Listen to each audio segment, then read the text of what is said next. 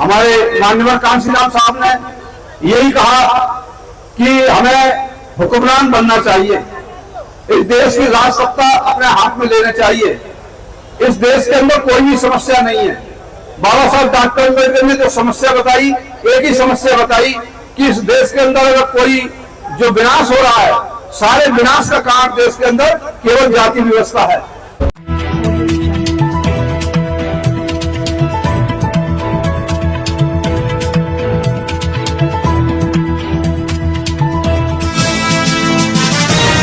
ने कहा वो उसकी अपनी राय है जिसकी पुष्टि नेशन न्यूज इंडिया नहीं कर। हम जाति व्यवस्था को दूर कर लेते हैं तो हम सारी समस्याओं का हल कर लेते हैं।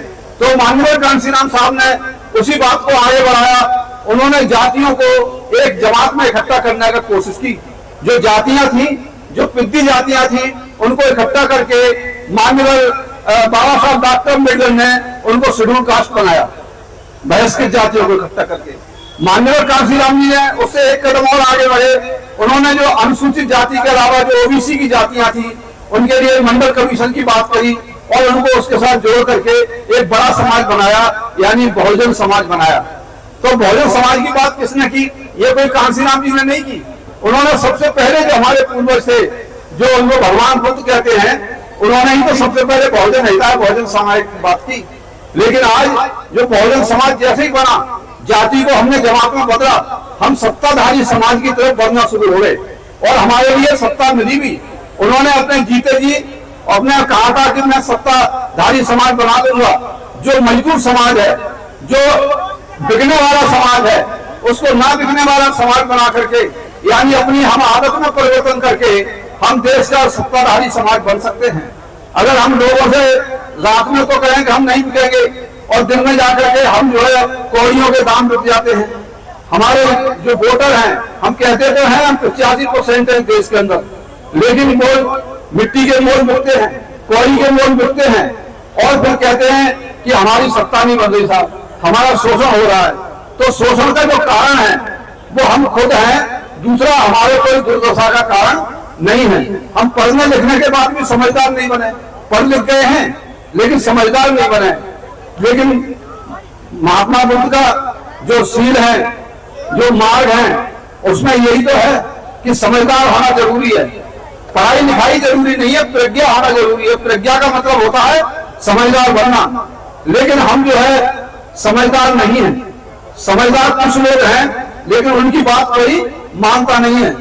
वो ऐसे समझो जैसे भैंस के आगे बीन बजाते हैं और भैंस जो क्या जाने, जो चीजें काम की हैं उसको सुनते नहीं है, जो चीज बुरी है उसको हम सुनते हैं। कौन अच्छा है इसका हमारे अंदर परख नहीं है, कौन बुरा है इसका हमारे अंदर परख नहीं है।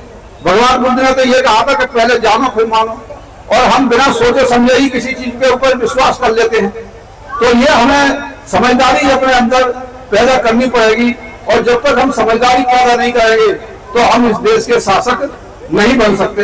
हम अपने नेता के ऊपर आक्षेप लगा देते हैं कि नेता ने ये गलत किया है, उसके वजह से हमारी दुर्दशा हो गई है, लेकिन अपने ऊपर किसी ने भी आरोप नहीं लगाया। लेकिन कबीरदास ने तो बार बार कहा कि बुरा जो लेकर मैं चला मुझसे बुरा ना कोई। जो बुराई बुराई देखता है, जो लोग नेगेटिव होते हैं, वो पॉजिटिव नहीं हो सकते। माननीय कांशीराम जी ने कहा था कि जिस समाज के अंदर अनुशासन नहीं होता है, वो समाज कभी जो शासक नहीं बन सकती। तो अनुशासन हमारे अंदर है नहीं, अनुशासन है नहीं। कब कौन सी बात सुननी है, कब कौन सी बात कहनी है और कब कौन सा डिसीजन लेना है, हमें लोगों के भड़कावे में आना है कि नहीं आना है, इन सब चीजों को हम जो है बंद कमरों में पहले बताया करते थे। बड़ी मुसीबत से ये बहुजन समाज जोड़ करके यहाँ तक ला पाए हैं। लेकिन बिखरते हुए हमें भी अपने जीवन में जो दुख हो रहा है कि समाज जैसे जैसे प्रगति कर रहा है, पैसे में भी बढ़ रहा है, पढ़ाई में भी बढ़ रहा है, अधिकारी बढ़ रहे हैं, उनके अंदर मालाएं उनको पहनाई जाती है, उनका स्वागत किया जाता है, लेकिन कितना गिर रहे हैं। जैसे पेड़ एक तरफ ऊपर बढ़ता है, उसकी जड़ें जो नीचे चली जाती हैं, तो जड़ों की तरफ कोई नहीं देखता, पेड़ ऊपर बढ़ा उसको तो देखते हैं। अब हमें बड़े दुख के साथ कहना पड़ रहा है कि हमारे जो चीफ जस्टिस ऑफ इंडिया बाबा साहब की पार्टी में उनके पिताजी रहे, वो आदमी जाकर के बाबा के पास जा रहा है, वहां पर अपनी समस्या का समाधान दे रहा है। तो ऐसा आदमी क्या जजमेंट दे सकता है, क्या उससे न्याय की उम्मीद की जा सकती है? तो ठीक है, लोग कहते हैं ब्राह्मणों का न्याय खराब होता है, लेकिन जो हमारा आदमी है उसका क्या है, उसके ऊपर ही तो हमें उंगली उठानी चाहिए। तो इसलिए हमें अपने ऊपर जरूर देखना चाहिए। ये बाबा साहब डॉक्टर अम्बेडकर ने भी कहा, उन्होंने बौद्ध धर्म लास्ट में ग्रहण किया जब वो तंग आ गए उससे, राजनीति से। उसके बाद में माननीय काशीराम सिंह ने कहा कि मैं 50 साल जब हो जाएंगे, बाबा साहब डॉक्टर अम्बेडकर ने जिस दिन बौद्ध दीक्षा ली थी, तो उसकी बौद्ध दीक्षा जो है 2009 में पूरी 50 साल होने जा रहे थे।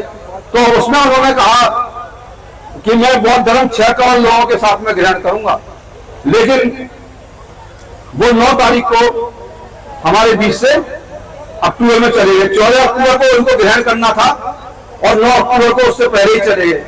तो उनका जो सपना था वो पूरा नहीं हुआ। लेकिन उन्होंने जो उनकी किताब है चमचाई, किसी ने पढ़ी है कि नहीं पढ़ी है, लेकिन मैं बताना चाहता हूं कि उसको जरूर पढ़ें। उसके अंदर 4था चैप्टर जरूर पढ़ें।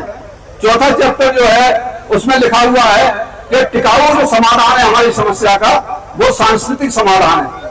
तो सांस्कृतिक समाधान क्या है? जो हम बुद्धिज्म की जो बात करते हैं, ये बुद्धिज्म कोई धर्म नहीं है, बल्कि एक सभ्यता है, एक हमारे विकास का माध्यम है, हमारी उन्नति के एक साधन है। इस तरीके बताए गए हैं। जो भी आदमी व्यक्तिगत रूप से अगर उसको अपनाता है तो उसका व्यक्तिगत रूप से उसके पारिवारिक फायदा होता है, और जो समाज अगर उसको अपनाता है वो समाज भी उसका प्रगति करता है। इसलिए माननीय कांशीराम साहब को मैं दूसरा बुद्ध मानता हूँ।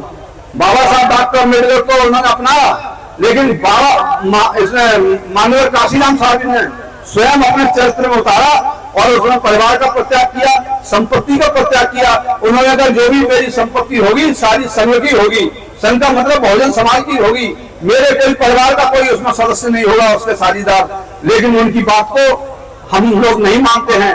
हम लोग अगर उनकी बात को त्याग की भावना में नहीं उतरते हैं तो मैं समझता हूं समाज का अभी तो जितना हुआ है इससे ज्यादा भी हो सकता है। उसके लिए भी आपको तैयार रहना चाहिए, हमें एकजुट हो जाना चाहिए। जो हमने सांस्कृतिक शक्ति को इकट्ठा किया है, वो सांस्कृतिक शक्ति को इकट्ठा करके हमें राजनीति के लिए भी काम करना होगा, समाज को भी जोड़ना होगा, तब हम जो है आगे बढ़ सकते हैं।